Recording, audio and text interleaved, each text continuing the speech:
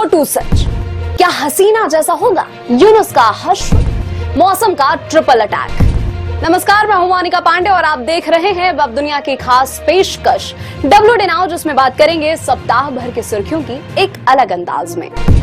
UK स्थित भारतवंशी डॉक्टरों ने चिताया है कि कोरोना महामारी के बाद भारत जिस बड़े स्वास्थ्य संकट का सामना कर रहा है वह वायु प्रदूषण है।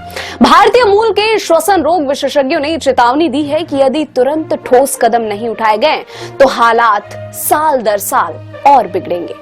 विशेषज्ञों का कहना है कि देश में सांस संबंधी बीमारियों का संकट धीरे धीरे विकराल रूप ले रहा है। इसका अभी तक ठीक से पता नहीं चल पाया है और न ही इसके समाधान के लिए पर्याप्त कदम उठाए जा रहे हैं। दिल्ली लगातार प्रदूषण की राजधानी बना हुआ है। दिल्ली NCR का पूरा क्षेत्र प्रदूषण की चपेट में है। इन इलाकों में लोगों को सांस लेना दुभर हो रहा है। शनिवार 27 दिसंबर को दिल्ली के अधिकांश इलाकों में वायु गुणवत्ता यानी AQI 350 के पार रहा। कहीं कहीं तो यह आंकड़ा 400 के आसपास भी रहा। दूसरी ओर दिल्ली की जनता प्रदूषण रहित हवा के लिए तरस रही है। वहीं दूसरी तरफ राजनीति पूरे उफान पर है। उपराज्यपाल VK सक्सेना ने दिल्ली के पूर्व मुख्यमंत्री अरविंद केजरीवाल को पत्र लिखकर राजधानी में प्रदूषण के लिए उनकी आलोचना की है। 15 पृष्ठों के पत्र में सक्सेना ने पिछली आम आदमी पार्टी सरकार पर 11 वर्षों तक लापरवाही बरतने और वायु प्रदूषण को रोकने में विफल रहने का आरोप लगाया। सक्सेना ने कहा कि केजरीवाल सरकार ने धूल को रोकने के लिए कभी कोई कदम नहीं उठाया, जो कि दिल्ली में वायु प्रदूषण का एक प्रमुख कारण है। उधर आम आदमी पार्टी ने इन आरोपों का खंडन किया है। आप नेता सौरभ भारद्वाज ने वीडियो में बड़ा दावा करते हुए कहा कि पिछले करीब 10 महीने से दिल्ली में LG यानी उपराज्यपाल VK सक्सेना को बड़ी बेइज्जती के साथ साइडलाइन किया गया। भारद्वाज ने उपराज्यपाल के पत्र को उनकी नई लॉन्चिंग बताया। उन्होंने कहा कि केंद्र शासित प्रदेश यानी दिल्ली को अब नया मुख्यमंत्री मिलने वाला है। सबसे आश्चर्य की बात तो यह है कि दिल्ली की ट्रिपल इंजन सरकार भी प्रदूषण से नहीं लड़ पा रही है। दूसरे शब्दों में कहें तो सरकार पूरी तरह से लाचार नजर आ रही है। प्रदूषण से दिल्ली NCR के लोग कितनी मुश्किल में हैं, इसका अंदाजा केंद्रीय मंत्री नितिन गडकरी के बयान से आसानी से समझा जा सकता है। गडकरी का कहना है कि मैं दिल्ली में सिर्फ 2 दिन रहता हूं और मुझे इन्फेक्शन हो जाता है। यहाँ के प्रदूषण के कारण एलर्जी की समस्या होने लगती है और इसी वजह से वे अक्सर दिल्ली आने से कतराते हैं। यदि विशेषज्ञों की चेतावनी को देखें तो यह बहुत ही गंभीर समस्या है, लेकिन इससे निपटने का कारगर तरीका फिलहाल तो दूर दूर तक नजर नहीं आ रहा है। गडकरी या अन्य केंद्रीय मंत्री दिल्ली नहीं आएंगे क्योंकि उनके पास रहने के लिए दूसरे ठिकाने भी हैं। लेकिन दिल्ली वासी क्या करेंगे जो इसी हवा में सांस लेने के लिए मजबूर है। भारत का पड़ोसी देश बांग्लादेश इस वक्त इतिहास के सबसे बड़े उलटफेर के दौर से गुजर रहा है। पूर्व प्रधानमंत्री शेख हसीना के देश छोड़ने के बाद ढाका की सड़कों पर जो शोर उठा, उसकी गूंज अब दिल्ली के गलियारों तक पहुंच गई है। एक तरफ मोहम्मद यूनुस के नेतृत्व वाली अंतरिम सरकार कट्टरपंथी ताकतों के सामने घुटने टेकती नजर आ रही है, वहीं बांग्लादेश के हिंदू सदमे में है। हाल के दिनों में दीपू चंद्रदास और अमृत मंडल की उपद्रवियों ने हत्या कर दी। दरअसल नोबेल पुरस्कार विजेता डॉक्टर यूनुस के नेतृत्व में अंतरिम सरकार तो बन गई है, लेकिन स्थिरता अभी भी एक बड़ी चुनौती बनी हुई है। कानून व्यवस्था को पटरी पर लाना और अल्पसंख्यकों खासकर हिंदुओं की सुरक्षा सुनिश्चित करने में यूनुस सरकार पूरी तरह नाकाम रही है। छात्र नेता उस्मान हादी के मौत के बाद बांग्लादेश पूरी तरह सुलगा हुआ है। इस बीच हादी के भाई उमर ने यूनुस को ही चेतावनी दे दी है कि उनका हश्र भी शेख हसीना के जैसा हो सकता है। भारतीय विदेश मंत्रालय ने भी बांग्लादेश में हिंदुओं की हत्याओं और वहां के ताजा हालात पर गहरी चिंता जताते हुए शांति की अपील की है। इस पूरी उथल पुथल के बीच जिस एक नाम की सबसे ज्यादा चर्चा है वो है तारिक रहमान।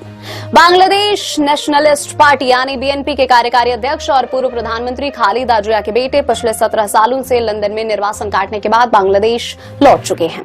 शेख हसीना के दौर में उन पर कई मुकदमे चले, लेकिन अब हालात बदल चुके हैं।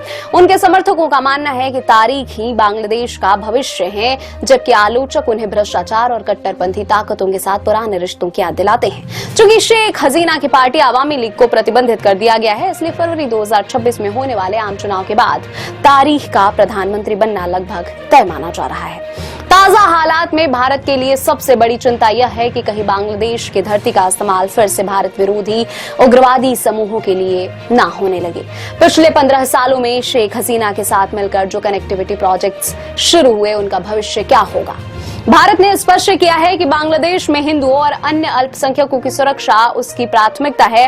भारत सरकार फिलहाल वेट एंड वॉच की मुद्रा में है। विदेश मंत्रालय ने साफ संकेत दिए हैं कि भारत वहां के जनता के हितों और शांति का समर्थक है, लेकिन सत्ता में आने वाली नई ताकतों के साथ तालमेल बिठाना दिल्ली के लिए एक बड़ी कूटनीतिक चुनौती होगी। बड़ा सवाल यह है कि क्या तारिक रहमान की वापसी बांग्लादेश को एक स्थिर लोकतंत्र देगी या फिर यह देश एक नए राजनीतिक संघर्ष में फंस जाएगा। भारत के लिए भी चुनौती है कि वह अपने हितों की रक्षा करते हुए एक ऐसे पड़ोसी देश के साथ रिश्ते बनाए जिसकी राजनीति अब पूरी तरह बदल चुकी है। पहाड़ों पर बर्फबारी और मैदानों में हाड़ कपा देने वाली ठंड। उत्तर भारत इस वक्त कुदरत के ट्रिपल अटैक का सामना कर रहा है। कहीं विजिबिलिटी 0 है तो कहीं पारा 0 के करीब। कई इलाके शीतलहर से जूझ रहे हैं। आईएमडी ने 16 राज्यों के लिए महा अलर्ट जारी कर दिया है। आगामी दिनों में भी ठंड से राहत मिलने की कोई उम्मीद नहीं है। असम और मेघालय, बिहार, हरियाणा, चंडीगढ़ और दिल्ली, हिमाचल प्रदेश, पंजाब और उत्तर प्रदेश में अलग अलग जगहों पर 27 दिसंबर की सुबह तक घने से बहुत घना कोहरा छाया रहा। उत्तर प्रदेश, पंजाब, हरियाणा में कई स्थानों पर दृश्यता 0 तक पहुंच गई, जहां लोगों को कोहरे की वजह से भारी परेशानियों का सामना करना पड़ा। राजस्थान के कई हिस्सों और हरियाणा के कुछ इलाकों में पाला पड़ने की स्थिति बनी। कई राज्यों में कोल्ड डे की स्थिति बनी हुई है। आईएमडी ने 16 राज्यों में घने कोहरे और कड़ाके की ठंड को लेकर अलर्ट जारी किया है। 27 से 31 दिसंबर के बीच जम्मू कश्मीर, लद्दाख, गिलगिट बल्टिस्तान और मुजफ्फराबाद में हल्की से मध्यम बारिश और बर्फबारी की संभावना है। हिमाचल प्रदेश और उत्तराखंड में 26, 30 और 31 दिसंबर को हल्की से मध्यम बारिश और बर्फबारी हो सकती है। यूपी में कोहरे का रेड अलर्ट जारी किया गया है, जबकि पंजाब, हरियाणा, दिल्ली और बिहार में ऑरेंज अलर्ट रहेगा। अगले 3 से 4 दिनों तक सुबह के समय विजिबिलिटी 0 से 50 मीटर तक रह सकती है, जिससे सड़क और रेल यातायात प्रभावित रहेगा। राजस्थान, हरियाणा और पंजाब के कुछ हिस्सों में पाला पड़ने और गंभीर शीतलहर चलने की संभावना है। एक नया पश्चिमी विक्षोभ सक्रिय हो गया है। इसके प्रभाव से जम्मू कश्मीर, लद्दाख, हिमाचल प्रदेश और उत्तराखंड के ऊंचाई वाले इलाकों में 27 से 31 दिसंबर के बीच मध्यम से भारी बर्फबारी हो सकती है। अंडमान निकोबार द्वीप समूह, तमिलनाडु और केरल के कुछ हिस्सों में अगले 3 से 4 दिनों में हल्की से मध्यम बारिश हो सकती है। अब खबरें संक्षेप में। 25 दिसंबर की आधी रात से देश भर में ट्रेनों का किराया बढ़ा। स्लीपर, फर्स्ट क्लास और एक्सप्रेस ट्रेनों के टिकट हुए महंगे। इसरो ने भविष्य के मानव मिशन गगनयान के लिए पैराशूट सिस्टम का एक और सफल परीक्षण पूरा किया। तिरुवनंतपुरम में भाजपा के वीवी राजेश मेयर चुने गए। केरल के किसी भी निगम में यह भाजपा के पहले मेयर है। पश्चिम बंगाल में 2026 चुनाव से पहले भाजपा को बड़ा झटका। मशहूर अभिनेत्री पर्णो मित्रा तृणमूल कांग्रेस में हुई शामिल। कनाडा में टोरंटो यूनिवर्सिटी कैंपस के पास एक भारतीय छात्र की गोली मारकर हत्या। इससे प्रवासी भारतीयों में रोष।